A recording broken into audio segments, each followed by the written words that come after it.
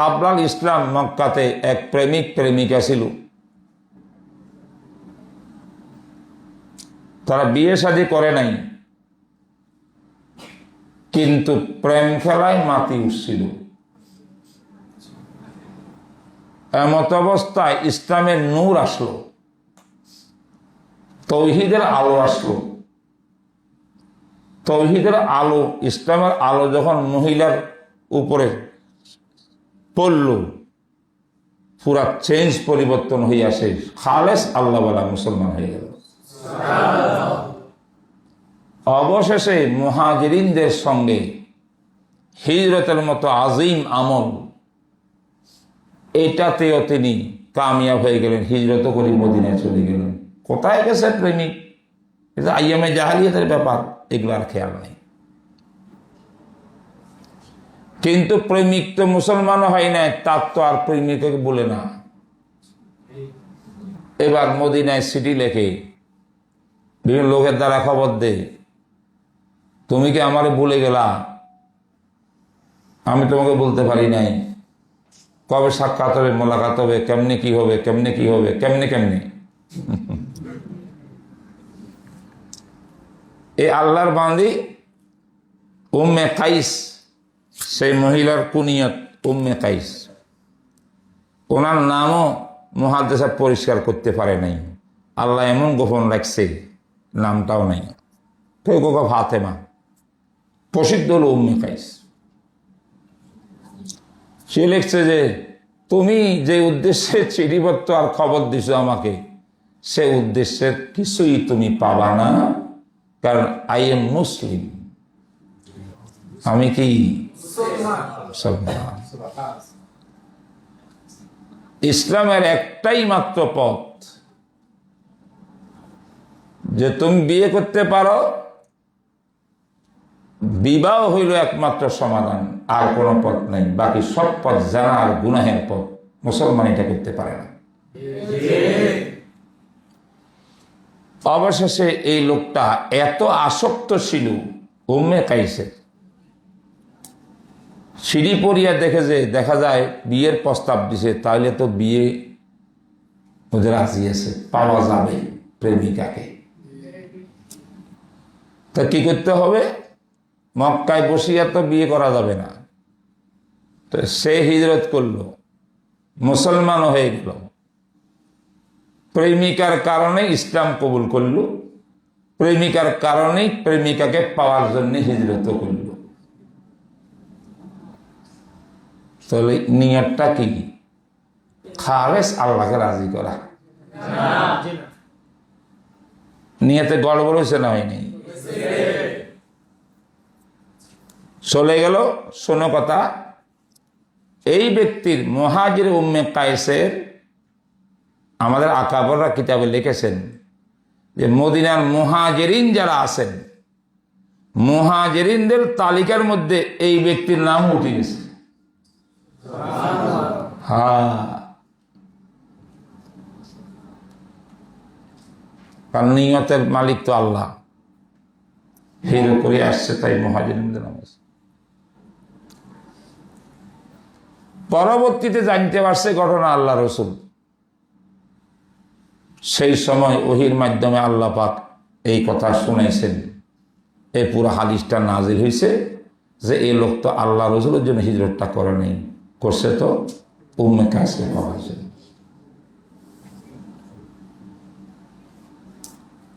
এই ঘটনায় কি বুঝলেন আপনারা? যে হাদিসটার নাজিল হওয়ার ভিত্তি হইল এক মুহাজির যার হিজরতের নিয়ত সহি ছিল না, তার জন্য নাজিল হয়েছে। ঠিক কিনা কো? ইমাম বুখারী রহমতুল্লাহ আলাইহি, আচ্ছা, এইটা বয়ান করার সময় আল্লাহ রসুল ফামান কানাত হিজরাতুহু ইলাল্লাহি ওয়া রাসূলিহি নিয়াতান ওয়া কাসদান ফাহিজরাতুহু ইলাল্লাহি ওয়া রাসূলিহি আজরান ওয়া সাওয়াবান। বুঝেন নাই? হ্যাঁ, শর্ত আর জাযা এক হয়ে গেলে সমস্যা না? তাহলে কি করতে হবে? মাযুব মানতে হবে। কথা কয় না? প্রথমটা হলো ফামান কানা হিজরাতুহু ইলাল্লাহি ওয়া রাসূলিহি নিয়াতান ওয়া কাসদান। এই নিয়াতান কাসদা এটা এতেবার মাযুব মানতে হবে। ফাহিজরাতুহু ইলাল্লাহি ওয়া রাসূলিহি সাওয়াবান ওয়া আজরান।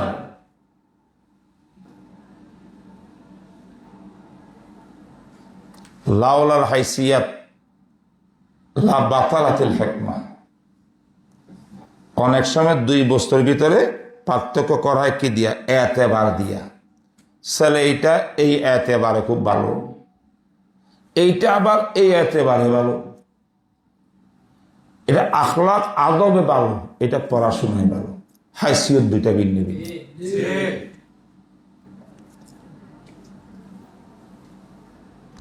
আল্লাহ রসুল এই কথাটা বলছেন এইটার জন্য, হে মুহাজির উম্মে কাইস, নিয়ত ঠিক করি ভালো। যে নিয়তে হিজরত করছে এটা বাতিল, ফাসেদ। তওবা করি, আল্লাহর কাছে মাফ চাইয়া নিয়ত ঠিক করো। নিয়ত ঠিক করতে পারলে এই আজর সওয়াব। কিন্তু সেই লোকের অবস্থা ব্যক্ত করছেন দ্বিতীয় জুমলায়। প্রথম জুমলা তো উনি নাই, নিয়তের সহিয়ার মধ্যে কি ইনি আছে? ফামান কানা হিজরাতুহু ইলা দুনিয়া ইউসিবুহা আও ইলা ইমরাআতিন ইয়ানকিহুহা আও ইলা ইমরাআতিন ইয়ানকিহুহা। এই জুমলা এটা হলো ওই ঘটনা। ফাহিজরাতুহু ইলা মা হাজারা ইলাইহি। তোমার এই হিজরতের ফলাফল যে নিয়তে করছো, নিয়ত মানে যা পাইছো সেটাই। পরকালে আল্লাহর কাছে তোমার কিছু পাওয়া নাই।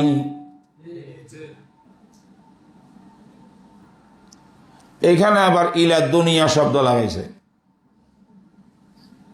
দুইটা কথা। সহি নিয়তে হিজরত করছেন সমস্ত সাহাবায়ে কেরাম। ফামান কানা হিজরাতু ইলাল্লাহি ওয়া রাসূলিহি। এই ব্যক্তি কিন্তু ওই জন্য করে নাই। প্রথম জুমলায় আম সাহাবাদের সহি আমলের সহি নিয়তের বিশ্লেষণ। দ্বিতীয় জুমলার ভিতরে ওই খাস ঘটনা এইটার ব্যাপারে যা ঘটেছে এটার বিশ্লেষণ। বুঝছেন কিনা? এখন প্রশ্ন জাগে, ইমাম বুখারী রহমতুল্লাহ আলাইহি যেটা কাবেলে ইক্তেদা পুরা উম্মতের জন্য, কাবেলে আমল, সহি নিয়তে জিহাদ করা, সহি নিয়তে হিজরত করা, সহি নিয়তে আমল করা, এই গুরুত্বপূর্ণ পয়েন্টটা নোক্তাটা বাদ দিয়া পরেরটা নকল করলেন কেন? শুধু কি এই হাদিসটা বুখারীতে আরো বেশ কয়েক জায়গাতে আসছে। কিতাবুল ঈমানে আসছে, ইন্নামাল আমালু বিন্নিয়াতি। আমাল জমা, নিয়ত ওয়াহিদ। এখানে কি আছে? আমালও জমা, নিয়ত জমা। মুসলিম শরীফের মধ্যে আছে ইন্নামাল আমালু বিন্নিয়াতি। বুখারীতে আছে আল আমালু বিন্নিয়াতি, বিভিন্ন শব্দে। বুঝলেন না কথা? এই জায়গাতে ইমাম বুখারী হযফ করছেন, মানে আমরা পাইতেছি না হাদিস কিতাবের মধ্যে। এটার কারণ হিসাবে মুহাদ্দিসিনরা দুই মত হয়েছেন। আল্লামা ইবনে হাজার আসকালানী বড় বড় মুহাদ্দিসিনরা বলছেন যে এই অংশটাকে ইমাম বুখারী হযফ করে নাই। এটা ইমাম বুখারীর ওস্তাদ ইমামে হুমায়দি হযফ করছে। হাদ্দাসানাল হুমায়দি। যখন কোন সনদের রেওয়ায়াত গ্রহণ করে ইমাম যে কোনো মুহাদ্দিসে, ওই সনদে ওস্তাদের যেমনে রেওয়ায়াত করছে এমনি করাই তো জরুরি। বানাই করবেন কেমনে আপনি? ইমাম হুমায়দি প্রথম পাঠটা হজব করেছে ফামান কারিহাতু ইলাল্লাহি ওয়া রাসূলিহি, এইভাবে রাওয়ায়াত করছেন ইমাম বুখারী। ওস্তাদের যেমন রাওয়ায়াত করছেন এখানে তেমন আনি দিয়েছেন। এশকাল হইলে ইমাম হুমায়দির উপরে পড়বে, ইমাম বুখারীর কোনো এশকাল নেই। কিন্তু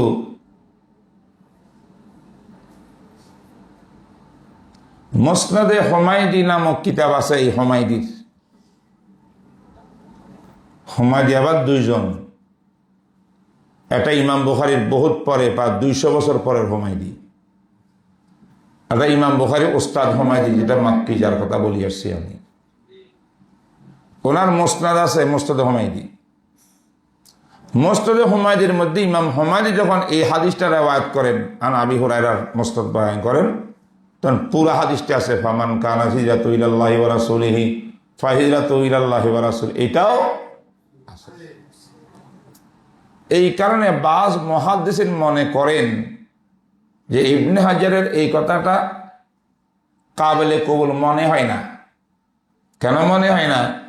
হুমায়দির কাছে এই হাদিসটা ওই অংশটা বাদ দিয়ে আসে নাই, পুরা হাদিসটাই হুমায়দির কাছে ছিল। এই কারণে উনি নিজের কিতাবে এটা লিখেছেন। তাই যদি ইমাম বুখারীকে পড়াইবার সময় জাহের হইল ইমাম বুখারীর কাছেও পুরা হাদিস তিনি শুনাইছিলেন, হুমায়দি হজব করেনি। করছেন কে? তাহলে বুখারী করছেন।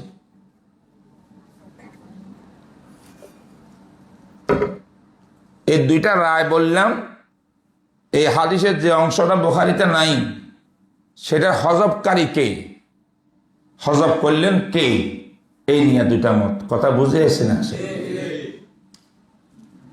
এখন আচ্ছা, হজব ইমাম বুখারী করছেন, মানলাম। প্রশ্ন হলো কেন করছেন? নাই প্রশ্ন? এখানে ইমাম ইবনে হাজার আসকালানী রহমতুল্লাহ আলাইহি তিনি বলেছেন, যে ইমাম বুখারী করুক বা ইমাম হুমায়দি করুক, এই অংশটা হজব যারাই করছেন তাদের একটা উদ্দেশ্য আছে। উদ্দেশ্যটা হইল এলমে হাদিসের একটা মাসআলা তালেব ইলমের কাছে প্রকাশ করার জন্য। কি মাসলা আবার এটা? মাসআলা হইল ওস্তাদ থেকে যদি মুকাম্মল হাদিস পাওয়া যায়, এই মুহাদ্দিস সাহেব তার শাগরিদকে বয়ান করার সময় বেআইনিহি ওস্তাদে যেমনে যেমনে পড়াইছেন এমনি রিওয়ায়াত করতে হবে, নাকি হজব করলেও ওনার অধিকার আছে হজব করি হাদিস রিওয়ায়াত করার? বুঝলেন? মানে কেউ কেউ বলেছেন না, হজব করা যাবে না, পুরা ওস্তাদ থেকে যাহা নকল করেছেন তাই নকল করতে হবে। কিন্তু অনেকে বলছেন ইমাম বুখারীর মাযহাব এটা, যে না, প্রয়োজনে হজব করা যাবে, শর্ত হইল এমন হজব যার দ্বারা অর্থের মধ্যে কোনো পরিবর্তন না ঘটে, অর্থ ঠিক থাকে। বুঝে গেছে? এই হজব করার জাওয়াজ বেশর্তে সাহাতুল মানা, এটার নাম খারাম, খারামিন, মাসলায়ে খারাম কসনা। কেউ বলেন খারিম বেকাসরির রা, খারিম হোক বেফাত্তিরা খারাম হোক, এটা এমন একটা শব্দ জীবনে হয়তো নাম শুনো নাই। এটা এলমে হাদিস এক শব্দের দ্বারা পুরা মাসলা বলে দিছে। মানে ওস্তাদ থেকে রিওয়ায়াত যদি মোকাম্মল শুনে ওনার পান, উনি রিওয়ায়াত করতে গিয়া এর মধ্যে কি করতে পারবেন, কোনো না কোনো অংশ যেটা প্রয়োজন নাই, কোনো হিকমত আছে, এটা হজব করতে পারবেন অর্থের মধ্যে পরিবর্তন না ঘটলে। তো ইবনে হাজার আসকালানী বলেন ইমাম হুমায়দি হজব করুক, ইমাম বুখারী হজব করুক, যিনি হজব করছেন এটা বোঝানোর জন্য যে আমরা মনে করি হারাম কি আছে? জায়েজ আছে, হজব করা জায়েজ আছে। এই জাওয়াজের জন্য ইমাম বুখারী এখানে হজব করছে। কেন জানো? এই কাজটা ইমাম বুখারী সবচেয়ে বেশি বুখারীর মধ্যে করছেন। ইনি একজন ওস্তাদ থেকে লম্বা চূড়া একটা হাদিসে আব্দুল্লাহ ইবনে ওমর পাইছেন, হাদিসে বরিরা পাইছেন, লম্বা কাহিনী পাইছেন। কিন্তু বুখারীর ভিতরে ওই লম্বা হাদিস থেকে হজব করে করে এক এক টুকরা এক এক সনদে ভিন্ন ভিন্ন জায়গার মধ্যে নকল করিয়া মাসলা ইস্তেমবাদ করছেন। কারণ উনি মুস্তাহেদ ইস্তেহাদ তরিকা শিখাচ্ছেন। এই জুজ থেকে মাসলা কোনটা ইস্তেমবাদ হইল, পুরা যদি হাদিসটা লিখতে থাকে বিরাট বড় কিতাব হয়ে যাব। যেইখানে যেই মাসটার লাগে সম্পর্ক, যে হাদিসের এবারটা ওই মাসটার সাথে সম্পর্ক না, ওই এবারটা হজব করছেন। তো খারেমের মাসলা এটা সবচেয়ে বেশি আমল ইমাম বুখারী করছে।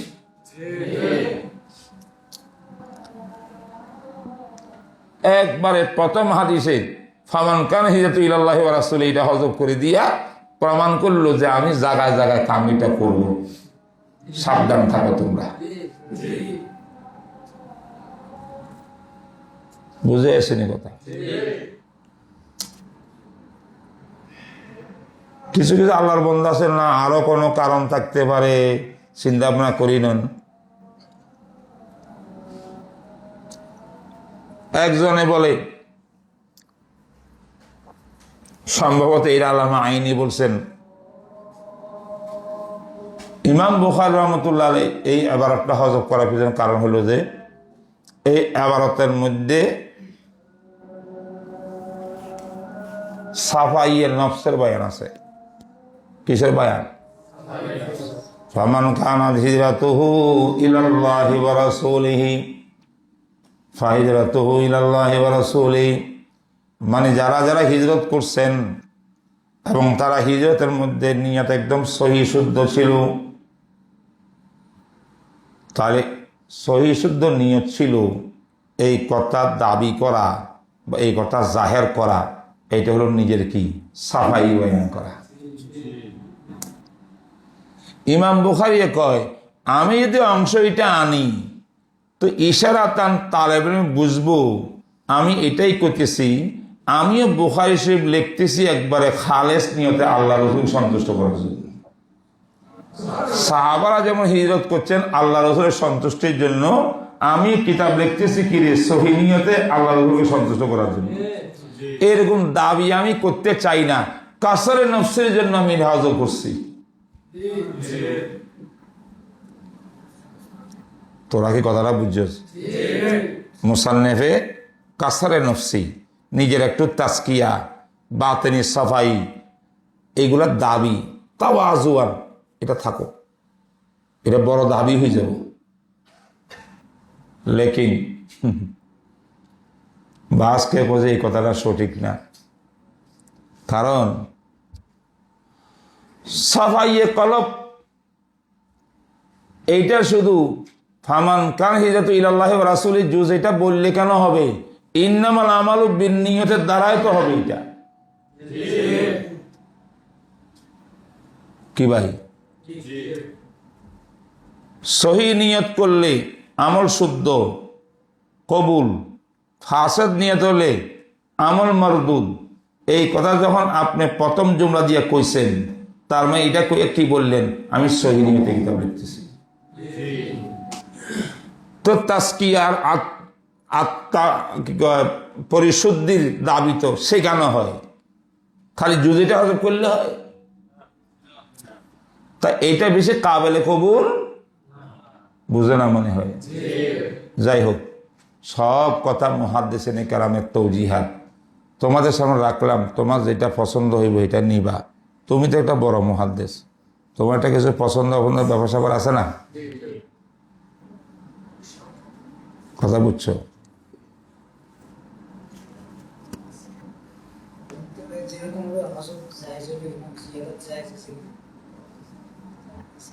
না, ওইটা কোন প্রশ্ন কিছু যে আদত করবে কেমনি?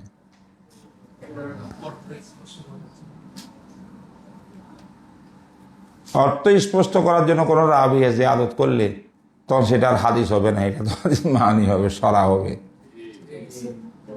মান তাকাওয়ালা মান ইয়াকুল আলাইয়া মা লাম আকুল ফালিয়াতাবাওয়া মাকআদাহু মিনান নার।